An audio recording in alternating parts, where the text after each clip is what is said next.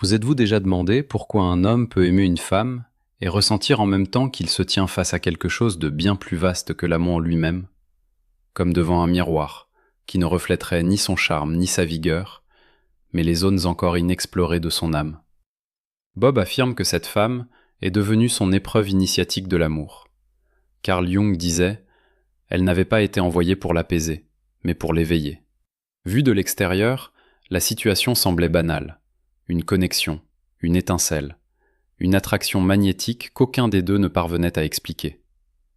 Mais sous cette apparence se déroulait quelque chose d'archaïque. Dans le langage de Jung, elle incarnait son anima, cette image intérieure féminine enfouie dans son inconscient. Cette part de lui-même capable de ressentir, d'être vulnérable, de se laisser aller. Et lorsqu'un homme rencontre une femme qui lui renvoie sa propre douceur refoulée, son ego vacille. Il croyait qu'il la choisissait. En réalité, sa psyché avait déjà sélectionné cette leçon. Les hommes apprennent souvent à s'identifier à l'image de la force, de la maîtrise, de l'indépendance. Mais la part profonde et non intégrée de soi, l'ombre patiente, attendait sous la surface, et elle, sans effort apparent, l'avait illuminée. Sa profondeur émotionnelle avait mis à nu son propre évitement affectif. La clarté de sa pensée avait révélé sa propre confusion. Son respect d'elle-même avait exposé ses complexes d'infériorité dissimulés. Ce n'était pas le fruit du hasard, c'était le processus d'individuation en marche. Carl Jung enseignait que ce que nous ne conscientisons pas finit par se manifester dans notre existence sous la forme du destin. Elle était devenue son destin parce qu'elle incarnait tout ce qu'il n'avait pas encore intégré. La tendresse dont il se moquait, l'honnêteté émotionnelle qui le redoutait, la faim spirituelle qui l'étouffait. Et vous, si vous avez jamais été cette femme, vous l'avez ressenti. Vous avez ressenti sa fascination, son intensité, la façon dont il vous observait comme s'il déchiffrait quelque chose de sacré. Mais vous avez également ressenti sa résistance, la façon dont il reculait au moment précis où l'intimité l'appelait à se regarder en face. Parce que l'amour véritable n'est pas une fuite, c'est une confrontation. C'est ce qu'enseigne la philosophie historique. Marc Aurèle écrivait que l'obstacle devient le chemin. Elle n'était pas un obstacle sur la route de son bonheur, elle était ce chemin lui-même.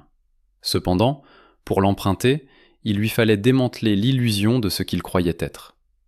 La plupart des hommes tombent amoureux de cette sensation. Bien peu s'engagent dans la transformation. Quand elle posait des limites, il la qualifiait de distante. Quand elle exprimait ses besoins, il la disait exigeante. En réalité, il se heurtait à l'effondrement du récit que son ego construisait, celui dans lequel il demeurait intact, hors de toute remise en question.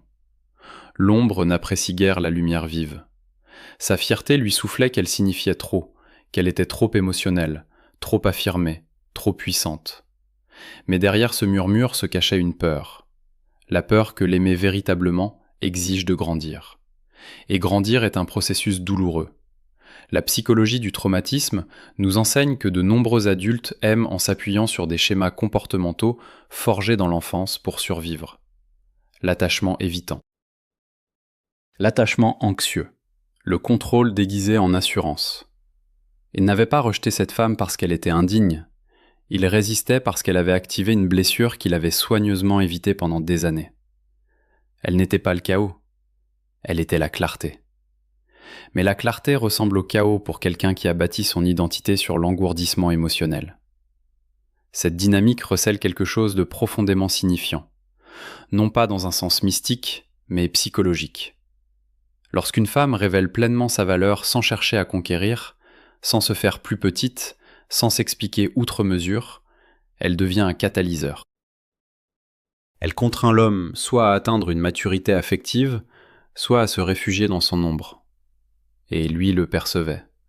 En sa présence, ses stratégies habituelles échouaient. Le charme restait sans effet. Le silence ne l'intimidait pas, la distance ne l'endiguait pas. Elle répondait avec authenticité, non par manque. Et cela le désarçonnait, parce qu'il est impossible de manipuler quelqu'un qui a déjà traversé ses propres zones d'obscurité. Elle avait accompli ce travail sur sa part d'ombre. Elle avait affronté ses blessures d'abandon, sa peur d'être rejetée, son désir d'être choisie. Elle avait appris à se placer au premier rang de ses propres priorités. Et ce faisant, elle avait cessé de participer aux jeux inconscients. À ses yeux, elle semblait différente. Pour lui, elle était à la fois un verdict et une promesse de salut. Sénèque observait que nous souffrons davantage dans l'imaginaire que dans le réel. Son imagination lui suggérait qu'il perdrait sa puissance en capitulant.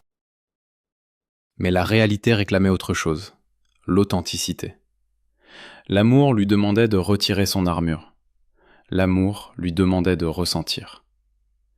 Et lorsqu'un homme prend conscience que la femme qui se tient devant lui n'est pas seulement une compagne, mais le reflet de son âme encore inaccomplie, quelque chose de fondamental se produit. Soit il entreprend le travail de connaissance de soi, soit il s'enfuit. Mais quelle que soit la voie choisie, la leçon demeure identique. Elle n'avait jamais agi de façon aléatoire. Elle était l'architecte du programme d'apprentissage. Au début, il ne comprenait pas pourquoi son silence le troublait plus que n'importe quel mot. Lorsqu'elle cessa de se justifier, lorsqu'elle cessa de combler le fossé émotionnel qu'il avait lui-même creusé, quelque chose en lui commença à résonner en écho. Écris le mot « écho » dans les commentaires si tu comprends ce sentiment. Ce n'était pas son absence qui l'inquiétait, mais la soudaine confrontation avec lui-même. Dans la psychologie jungienne, l'anima n'inspire pas seulement les relations romantiques, elle exige une intégration. Lorsqu'elle est projetée sur une femme, elle semble magique, enivrante, presque divine. Mais la projection ne peut survivre au contact de la réalité. À terme, l'homme doit renoncer à la projection et reconnaître que ce qu'il admirait en elle sommeillait déjà en lui. Elle possédait une intelligence émotionnelle qu'elle exprimait avec retenue et assurance. Elle ne réclamait pas la clarté, elle l'exigeait.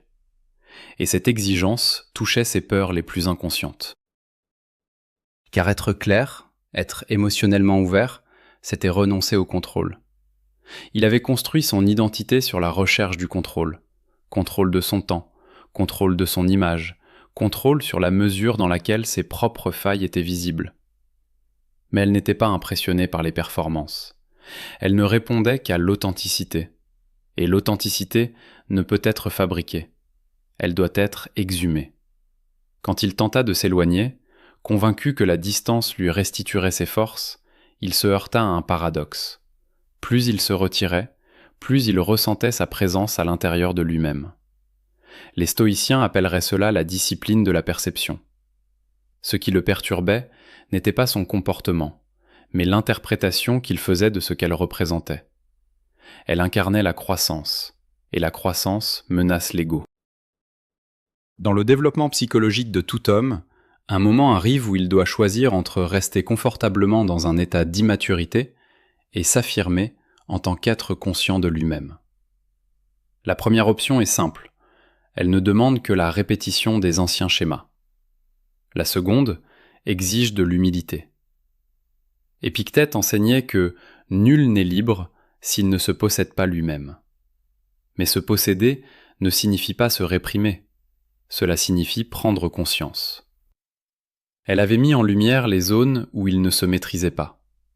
Sa jalousie déguisée en indifférence, sa peur masquée par le détachement, sa nostalgie camouflée derrière l'orgueil. Et vous, si vous avez été cette femme, vous l'auriez reconnue. Vous perceviez les frémissements avant qu'ils ne se réfugient dans l'humour ou la distraction. Vous sentiez que, sous son calme apparent, se dissimulait une tempête à laquelle il refusait de donner un nom.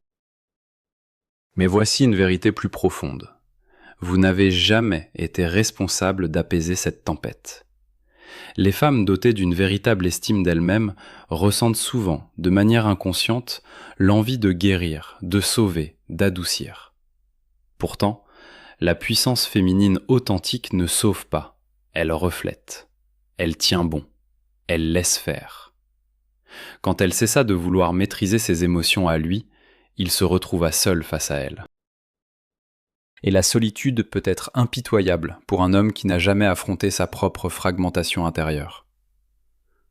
Son ombre commença à se manifester avec une netteté croissante. Le ressentiment qu'il éprouvait envers ses limites n'était pas causée par ses limites elles-mêmes, mais par son sentiment de supériorité. La déception qu'il ressentait quand elle ne le poursuivait pas n'était pas causée par la distance, mais par son besoin de reconnaissance. Carl Jung écrivait que tant que vous ne rendez pas l'inconscient conscient, il gouverne votre vie, et vous l'appelez le destin. Il qualifiait leur tension d'incompatibilité. Il qualifiait leur heurt émotionnelle de mauvais moments.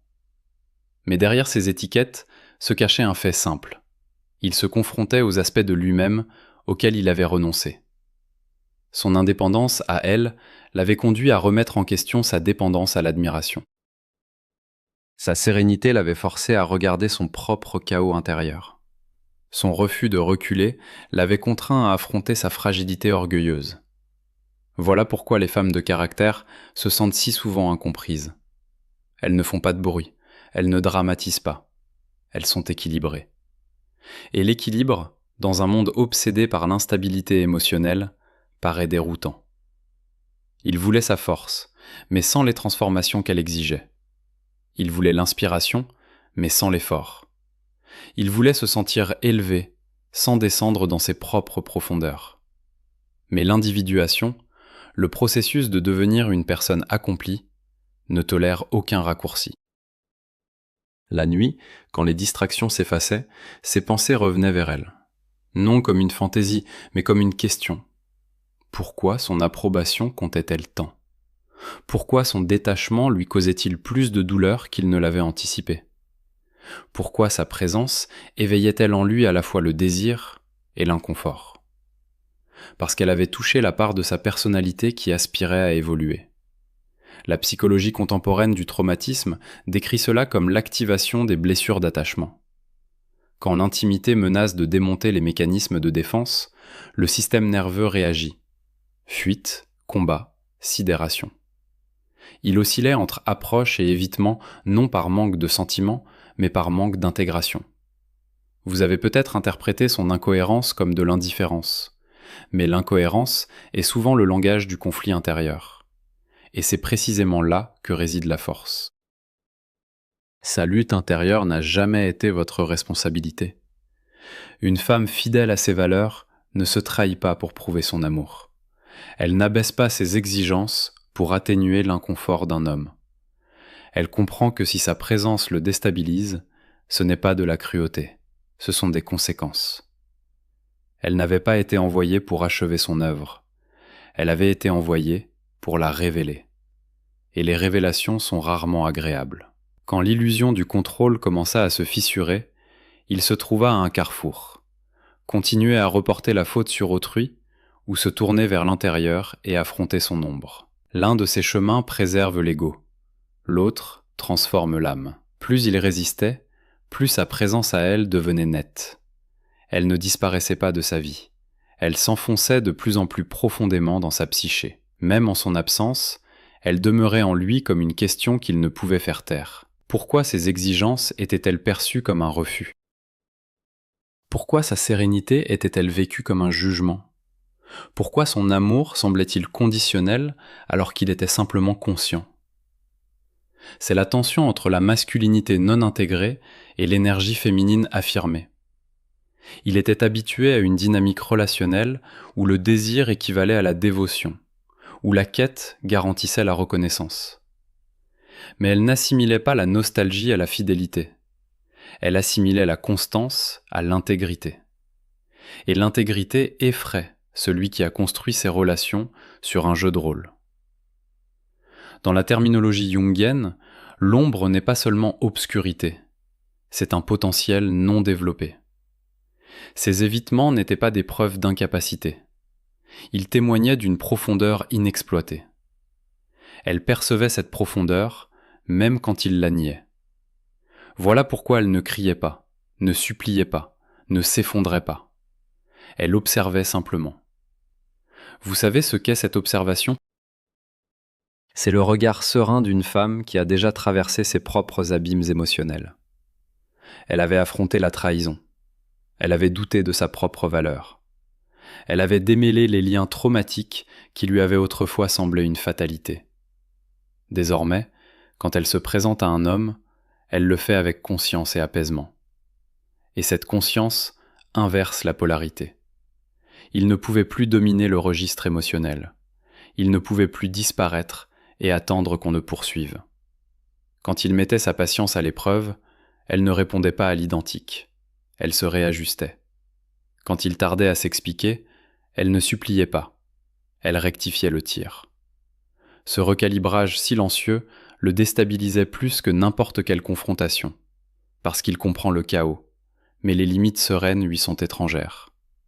La philosophie stoïcienne insiste sur le fait que les événements extérieurs sont neutres. Ce qui nous trouble, ce sont nos propres jugements. Son comportement à elle n'était pas brutal, il était mesuré. Son trouble à lui révélait son besoin de contrôle. Le contrôle est souvent confondu avec la force. La véritable force réside dans la maîtrise de soi. Marc Aurèle se rappelait chaque jour que les autres agissent selon leur propre compréhension des choses. Elle comprenait sa valeur et agissait en conséquence.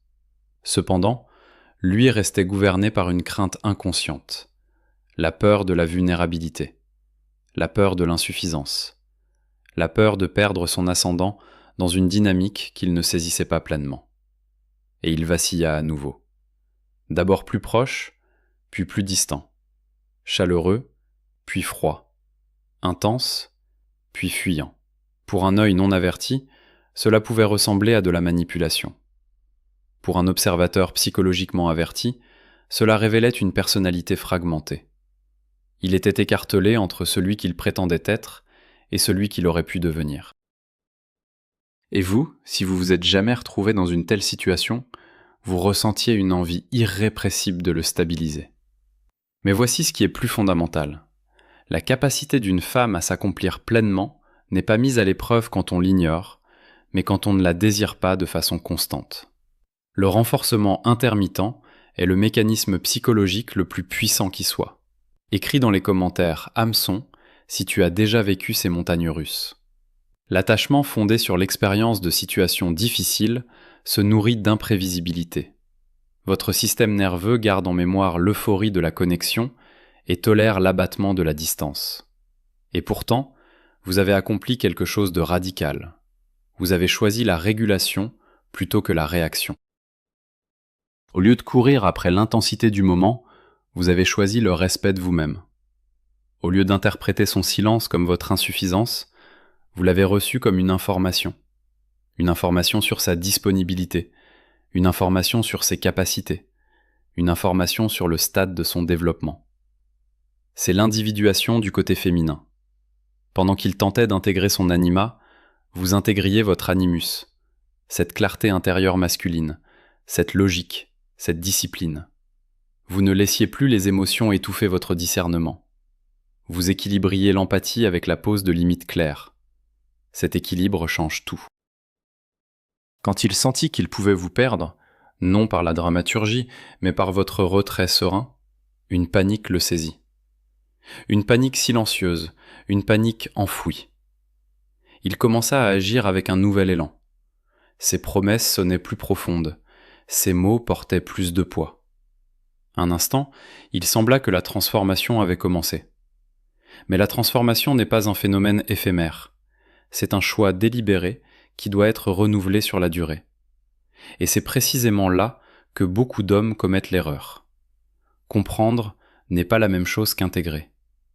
La peur de perdre n'équivaut pas à la croissance. La croissance exige des actions cohérentes, accordées à la prise de conscience. Il voulait davantage se débarrasser de l'inconfort qu'aspirer véritablement à évoluer. Aussi, quand la tension émotionnelle retomba, les anciens schémas de comportement refirent surface. L'évitement, la rationalisation, la minimisation. Il se disait qu'elle en attendait trop de lui. Il se disait que le moment était mal choisi. Il se disait qu'il avait besoin d'espace. Ce dont il avait réellement besoin, c'était de courage. Épictète aurait dit qu'aucune circonstance extérieure ne peut emprisonner un homme sans son propre consentement. Et pourtant, il restait captif de son propre récit, jamais remis en question.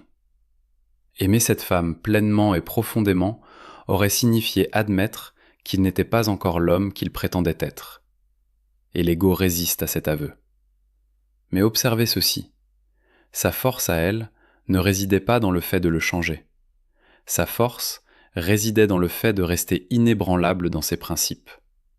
Elle n'était pas devenue amère, elle n'était pas devenue cynique, elle était simplement devenue sélective.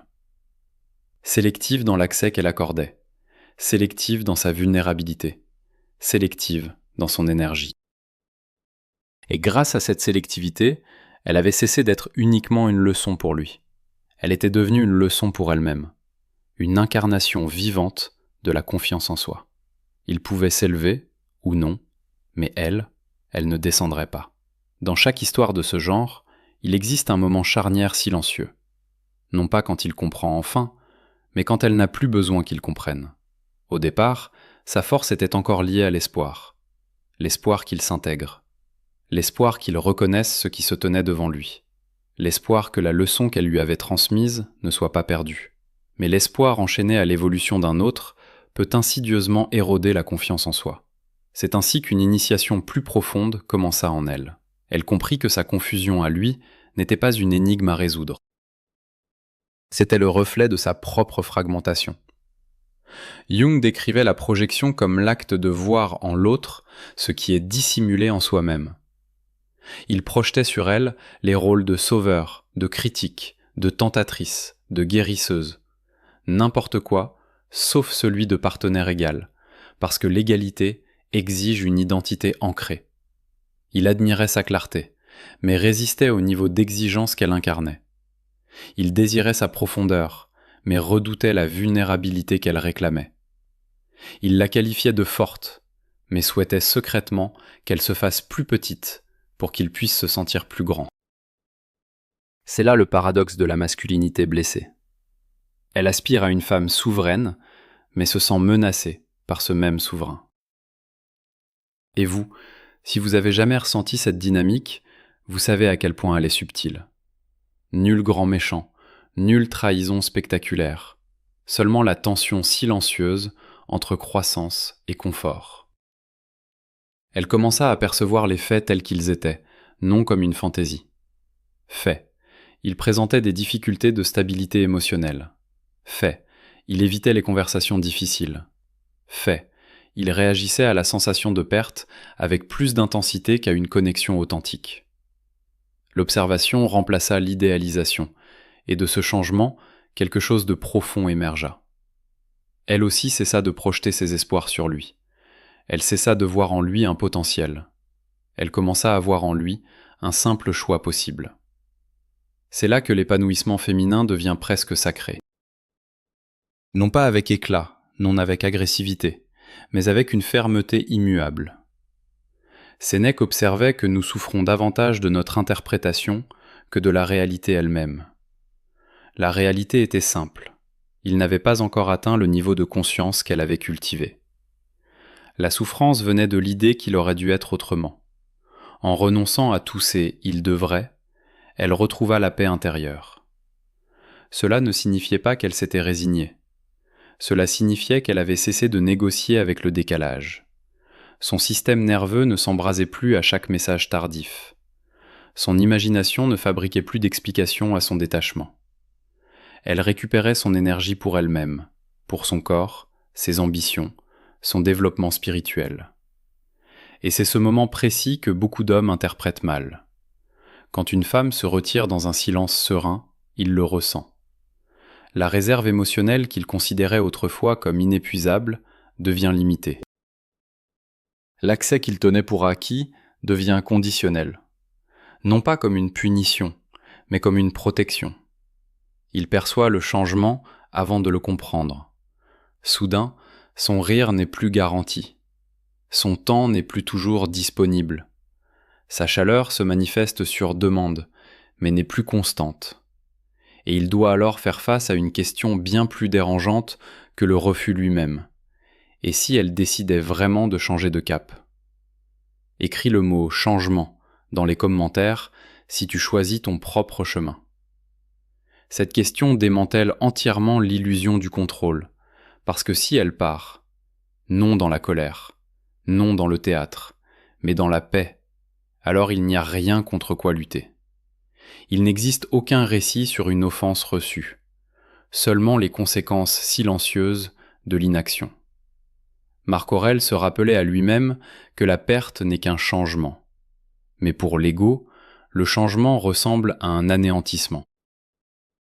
Si son miroir ne reflète plus son potentiel, il doit le générer en lui-même. C'est là la véritable leçon. Elle n'a jamais cherché à l'élever. Elle cherchait à l'éveiller. Mais l'éveil ne peut pas être sous-traité. Il y a des hommes qui s'approchent de ce seuil, qui s'engagent dans la thérapie, l'introspection, la discipline, qui acceptent la honte en reconnaissant avoir saboté quelque chose de rare.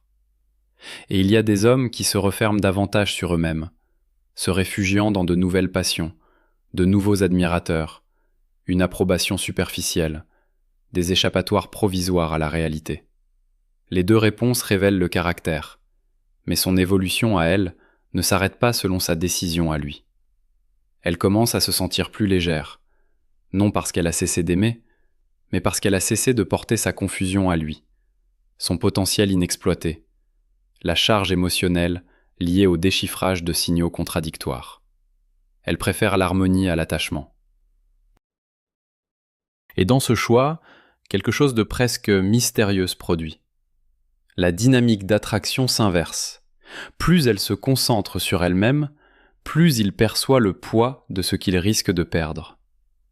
Mais ce poids ne la concerne plus, parce que l'individuation sur le chemin féminin n'est pas un choix fortuit, c'est un choix conscient.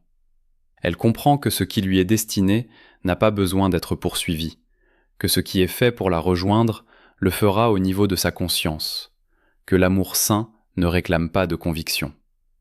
Vous ressentirez ce basculement quand vous cesserez de vous demander pourquoi il ne prend pas ses responsabilités et commencerez à vous demander « Cette seule question modifie votre posture, votre ton, votre niveau de tolérance. » Et soudain, la leçon ne consiste plus à ce qu'il devienne digne de vous. Il s'agit de vous rappeler ce que vous êtes déjà. Au moment où il commence à saisir pleinement ce qu'elle représentait, elle ne se trouve plus dans la même position émotionnelle. Non parce qu'elle a cessé d'aimer, mais parce qu'elle a cessé d'attendre un résultat précis. Dans l'évolution féminine, il vient un stade où la nostalgie cède la place à la clarté. Désormais, elle voit tout avec netteté. Elle comprend que ses hésitations à lui n'ont jamais été liées à son propre manque. Elles étaient liées à sa fragmentation à lui. Elle comprend que ces signaux contradictoires n'étaient pas une énigme, mais la manifestation d'une immaturité. Elle comprend que ce qui semblait être le destin était en réalité une initiation psychologique, et que la clarté est une forme de liberté. Mais lui se trouve à un autre seuil. Le bruit des distractions ne couvre plus la question qu'elle a soulevée.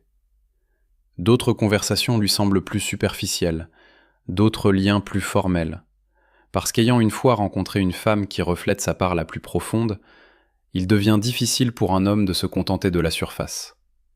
C'est la revanche de l'ombre. Il croyait que la distance lui ramènerait le confort. Au lieu de cela, la distance a renforcé la prise de conscience. Dans la solitude, il commence à reconnaître les schémas comportementaux qu'il avait autrefois justifiés. L'indisponibilité émotionnelle, transmise de génération en génération, la rivalité silencieuse avec les femmes affirmées, le besoin inconscient de dominer plutôt que d'interagir.